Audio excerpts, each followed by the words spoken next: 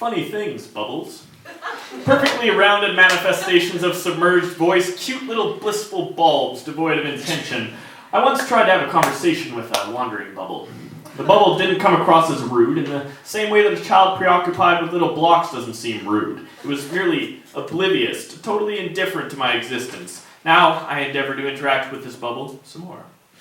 I'm watching ballet dancers performing an eloquent routine on an old Greek scale. They communicate with undulating reciprocal movements, careful to maintain balance and to keep the conversation interesting. These dancers have never met, but they fully understand one another. Their language is brash and prurient, but they can never touch, or else the scale will tip.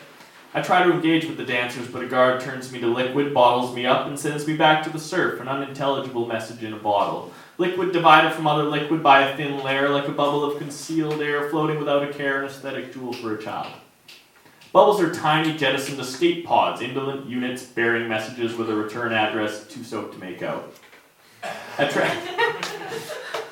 track this nebulous carrier further, but soon realize neither one of us is allowed to have a plan. Our journeys are dictated by the rhythms of the deep. An inexorable drum stop sewn to a slimy, croaking stand-up bass bludgeoning. Siren songs rain prodigious, immaculate, and lewd. Oh, that's right, I came down here in search of food, a mermaid to brighten my mood, but all I found was a current in the flowing glue.